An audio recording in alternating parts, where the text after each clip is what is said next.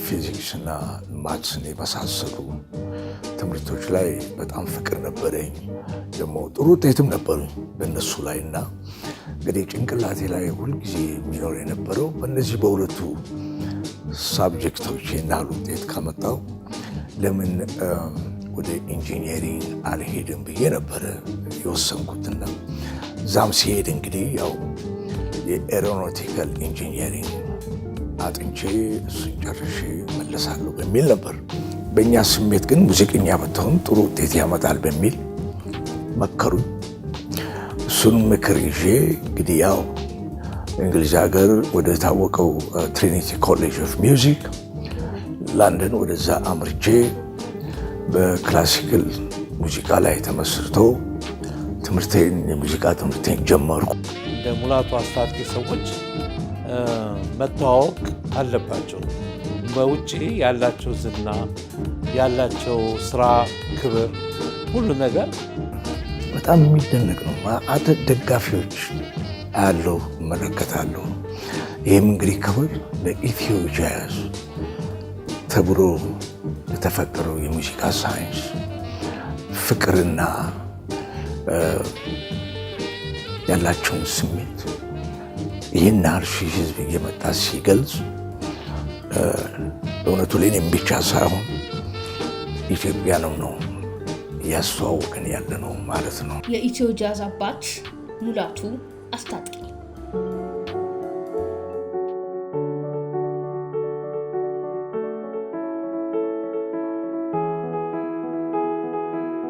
ሙላቱ አስታጥቄ በታህሳስ 1935 ዓ.ም በኢትዮጵያ ጅማ ከተማ የተወለዱ የኢትዮ ጃዝ አባት በመባል የሚታወቁ አንጋፋ ሙዚቀኛና የሙዚቃ አቀናባሪ ናቸው።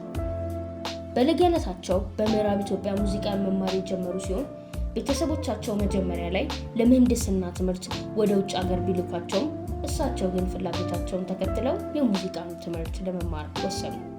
ፊዚክስና ማትስን የመሳሰሉ ትምህርቶች ላይ በጣም ፍቅር ነበረኝ። ደግሞ ጥሩ ውጤትም ነበሩኝ በእነሱ ላይ እና እንግዲህ ጭንቅላቴ ላይ ሁልጊዜ የሚኖር የነበረው በእነዚህ በሁለቱ ሳብጀክቶች ናል ውጤት ካመጣው ለምን ወደ ኢንጂነሪንግ አልሄድም ብዬ ነበረ የወሰንኩትና ዛም ሲሄድ እንግዲህ ያው የኤሮኖቲካል ኢንጂነሪንግ አጥንቼ እሱን ጨርሼ መለሳለሁ በሚል ነበር። በእኛ ስሜት ግን ሙዚቀኛ ብትሆን ጥሩ ውጤት ያመጣል በሚል መከሩኝ። እሱን ምክር ይዤ እንግዲህ ያው እንግሊዝ ሀገር ወደ ታወቀው ትሪኒቲ ኮሌጅ ኦፍ ሚውዚክ ለንደን ወደዛ አምርቼ በክላሲካል ሙዚቃ ላይ ተመስርቶ የሙዚቃ ትምህርቴን ጀመርኩ። ሙላቱ የሙዚቃ ትምህርታቸውን በእንግሊዝ ለንደን በሚገኘው ትሪኒቲ የሙዚቃ ኮሌጅ እና በዩናይትድ ስቴትስ ቦስተን በሚገኘው በርክሊ የሙዚቃ ኮሌጅ ተምረዋል። በተለይም በበርክሊ የሙዚቃ ኮሌጅ የመጀመሪያ የአፍሪካ ተማሪ በመሆን ታሪክ ሰርተዋል። የሙዚቃ ችሎታቸውን የሚያሳደጉት የተለያዩ የዓለም የሙዚቃ አይነቶችን በማዋሃድ ሲሆን ይህም ለአዲስ የሙዚቃ ዘውግ መፈጠር መሰረት ሆኗል። ሙላቱ አስታጥቄ የኢትዮ ጃዝ አባት በመባል ይታወቃሉ። ይህ የሙዚቃ ዘውግ የጃዝ፣ የፎንክ፣ የሶል እና የላቲን ሙዚቃ ውህደትን ከባህላዊ የኢትዮጵያ ድምጾችና የዜማ ቅኝቶች ጋር በማዋሃድ የፈጠሩት ልዩ ሙዚቃ ነው። የኢትዮ ጃዝ በ1950ዎቹ በአርሜኒያ ስደተኞች የተጀመረ ቢሆንም ሙላቱ በ1950ዎቹ አጋማሽ ላይ አብዮታዊ ለውጥ በማምጣት የአይነቱ ዋነኛ ፈጣሪ ተደርገው ይወሰዳሉ። ሙላቱ ቪብራፎንና ኮንጋ ከከበሮ መሳሪያዎች ወደ ኢትዮጵያ የፖፑላር ሙዚቃ አይነት በማስተዋወቅ የመጀመሪያው ሰው በመሆን ለሀገር ውስጥ ሙዚቃ አዲስ ጽንሰ ሀሳቦችን አስገብተዋል። እንደ አረንጓዴ አፍሪካና ኢትዮ ብሉስ ባሉ ስራዎቻቸው የጃዝ ሙዚቃን ከአፍሪካዊ ሙዚቃ ድምጾች ጋር አዋህደዋል። በርካታ የሙዚቃ መሳሪያዎችን መጫወት የሚችሉ ሲሆን ከነዚህ መካከል ቪብራፎን፣ ኪቦርድ እና ኮንጎ ይገኙበታል። የሙላቱ አስታጥቄ የግል ህይወት በአብዛኛው የሚያተኮረው የኢትዮ ጃዝ ሙዚቃን በማዳበርና ዓለም አቀፍ እውቅናን እንዲያገኝ በማድረግ ላይ ነው።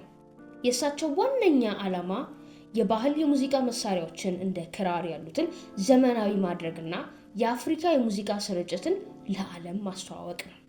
እነሱ ስለሚተጉ፣ ስለሚሰሩ፣ ስለሚመራመሩ ዙምባራ ምናልባት በአንድ ድምፅ ተቀይቶ ለዘመናት ተቀምጦ ይሆናል። ግን እነሱ ትራምቦን ያ አንድ አይነት ድምፅ ያለው ትራምቦን ፈጥረው ትራምቦን ማለት ፒያኖ ላይ የምትሰራውን ስራ ሁሉ በሱ መስራት ትችላለህ። ምንም እንኳን ወላጆቻቸው ሙዚቀኝነት በህብረተሰብ ዘንድ ዝቅ ተደርጎ ስለሚታይ ፍላጎታቸውን ባይቀበሉም ሙላቱ ግን ፍቅራቸውን ተከትለው ብዙ በብሔር ብሔረሰቦች ላይ ብዙ ጥናቶች ያካሂዳሉ፣ ብዙ ስራዎች ይሰራሉ። እና አንድ ጊዜ አስታውሳለሁ ከጋምቤላ አሪፍ ግሩፖች አምጥቼ ነበር እና እንግዲህ ለዓለም ይህን ዳንስ ብታዩ ይህን ሁሉ ለዓለም ያበረከቱ ብሔሮች ናቸው። ከቶም መሳሪያ የፈጠሩ ትልልቅ ሰዎች ናቸው እና እነዚህን ሰዎች ማክበር ማፍቀር አለብን። ታላቅ ሙዚቀኛ ሊሆኑ ችለዋል።